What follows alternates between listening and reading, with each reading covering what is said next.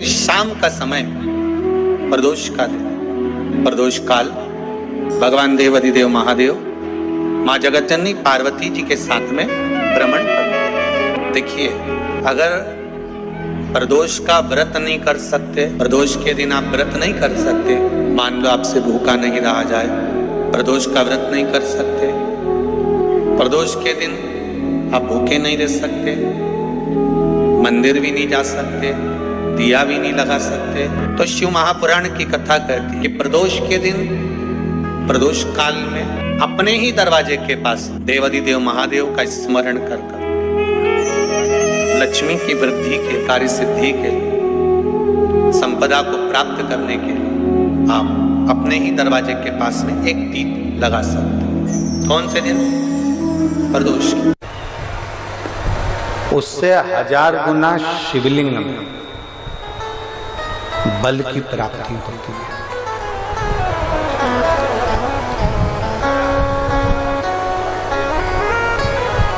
प्रदोष के दिन यदि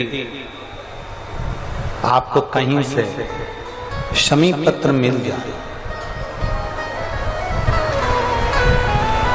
प्रदोष के दिन यदि कहीं से आपको शमी पत्र मिल जाए और प्रदोष काल में, प्रदोष का जो समय होता है, शाम का जो समय होता है प्रदोष काल, 4 प्रदोष 5 प्रदोष आप कर देखिएगा कि आपका कोई काम है, कोई नौकरी के लिए आप अप्लाई कर रहे हैं, कोई समस्या बड़ी विकट आ गई है, कोई तकलीफ, बड़ा गला पकड़ रहा है बेटा, कोई तकलीफ विकट आ गई है, कोई समस्या विकट आ गई है, प्रदोष के प्रदोष काल में अगर एक शमी पत्र भी आप घर के शिवलिंग को, अब ये करने के लिए आपको मंदिर पे शिवलिंग नहीं जाना, अपने घर में जो शिवलिंग, चाहे वो स्फटिक का हो, पारद का हो, कंकर शंकर का हो, लकड़ी का हो, जो शिवलिंग तुम्हारे घर में, कांच का हो, चाहे वो नर्मदा के कंकर का हो, नर्मदेश्वर हो, पाषाण का हो, जो शिवलिंग, चांदी का हो, सोने का हो, तांबे का हो, पीतल का हो, जो शिवलिंग तुम्हारे,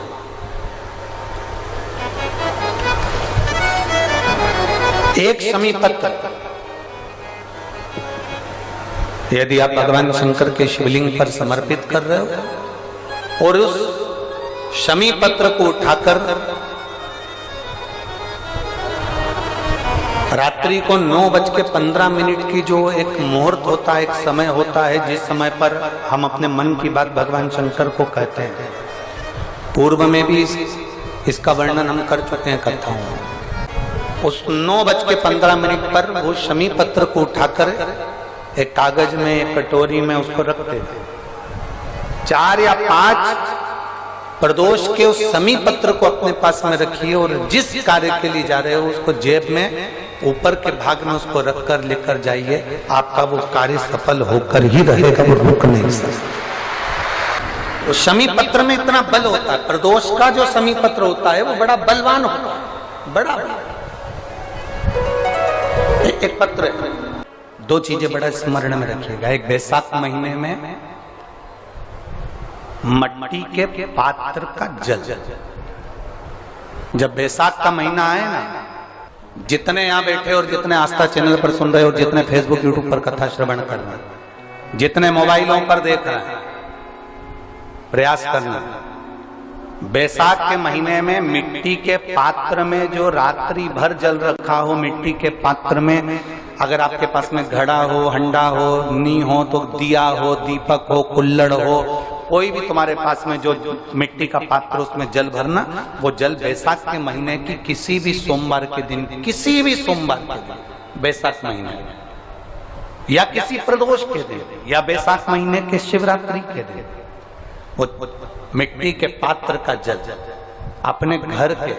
प्रत्येक व्यक्ति का स्पर्श कराकर उस मिट्टी के पात्र के जल को तांबे के पात्र में डाल लीजिए और घर के प्रत्येक व्यक्ति का स्पर्श करा लीजिए और शंकर भगवान पर कुंदकेश्वर महादेव के नाम से समर्पित करिए। कुंदकेश्वर महादेव। कभी जीवन में पीछे पलट कर देखने की जरूरत नहीं पड़ेगी, आप उन्नति की सीढ़ी की ओर बढ़ते चले जाओगे। किसी भी प्रदोष के दिन, प्रदोष काल में एक बार लगा दे, उसके बाद में अपनी कामना कर कर बेलपत्री एक छोटा सा उपाय अवश्य करिएगा। अगर बच्चे कोई एग्जाम में बैठ रहे हैं या कंपटीशन एग्जाम है या नौकरी के लिए अप्लाई कर रहे हो, मान लो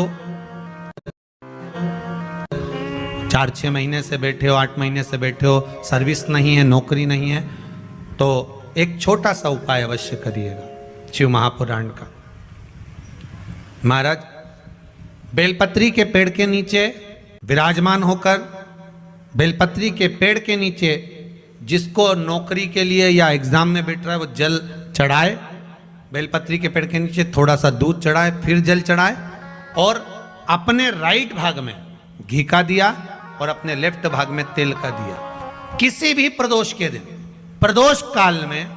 एक बार लगा दे, उसके बाद में अपनी कामना कर कर बेलपत्री के पेड़ के नीचे धोख लगाकर प्रणाम कर कर आ जाए और चले जाए इंटरव्यू के लिए, बाबा उत्तीर्ण करा ही देगा, नौकरी दिलाए।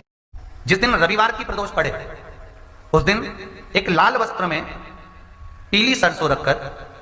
और उसके अंतर्गत कुछ भी एक, या तो बमूल का कांटा ना मिले तो गुलाब का कांटा ही उसके अंतर्गत रख लीजिए। और मान लो कोई काम ऐसा है कि उसमें पैसा तुम्हारा आ ही नहीं रहा, बहुत घाटे पर घाटा जा रहा है, नुकसान बहुत हो रहा है और कोई काम हो ही नहीं रहा, तो महाराज जिस दिन रविवार की प्रदोष पड़े उस दिन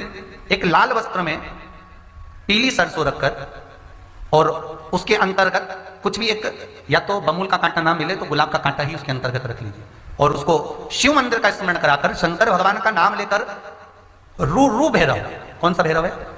उसकी भी कथा भी आने वाली है। ये दारुक नाम के राक्षस का संहार करने के लिए जब माता अवतार लेगी तब शंकर भगवान बच्चे का रूप रखकर रोएंगे, तो शिव जी का एक नाम होगा रू भैरव। ये भैरव कहां पर रहता है तो कहा ये शमशान में रहता है। कहां रहता है ये भैरव? शंकर का जो एक अवतार है रू भैरव, ये भैरव अवतार शमशान में रहता है। तो इस भैरव का काम क्या है तो कहा शमशान में, शमशान की जो अग्नि होती है भले की लकड़ी रहे, भले उसमें कोई पदार्थ डाले ना डाले, थोड़ी देर में वो अग्नि रू आवाज, हल्की सी शमशान की जो अग्नि जलती है उसमें एक आवाज आती है। आप ऐसे कोई अग्नि जलाएंगे ना तो आवाज नहीं आएगी, ध्यान देना। हमारे शमशान में अगर जो लोग गए होंगे मुर्दा जलाने के लिए, तो अगर वो एकांत में बैठेंगे तो उसमें से एक आवाज आती है रू रू। तो शिव पुराण कह रही है कि उस सरसों को, कांटे को रू भैरव का नाम लेकर जिस व्यापार जो नहीं चल रहा है, दुकान जो नहीं चल रही है, उस दुकान के सामने, उस व्यापार के सम्मुख में उसको जला दिया जाता है। ये करा जाता है रवि प्रदोष के दिन। महाराज कौन से प्रदोष? रवि प्रदोष के दिन, जो सुख का भान कराती है, व्यापार की उन्नति के लिए, समृद्धि के लिए, लक्ष्मी के लिए इसका प्रयोग किया जाता है। तो यहाँ पर दारुक नाम का जो असुर है, दारुक नाम का जो राक्षस है, उसका एक ही कहना है कि मैं मरूं, मना नहीं है ब्रह्मदेव पर, वो मरने का। नंदी का एक पांव जो ऊपर होता है, आप लोग दर्शन करे होंगे शंकर जी के मंदिर में नंदी के, तो नंदी का एक पांव उठा हुआ होता है, एक पांव नीचा की ओर होता है। हड्डी से जुड़ा हुआ रोग, नेत्रों से जुड़ा हुआ, मस्तिष्क से जुड़ा हुआ कोई रोग रहता है तो एक नीले कलर का फूल आता है महाराज, उस फूल में हल्दी डालकर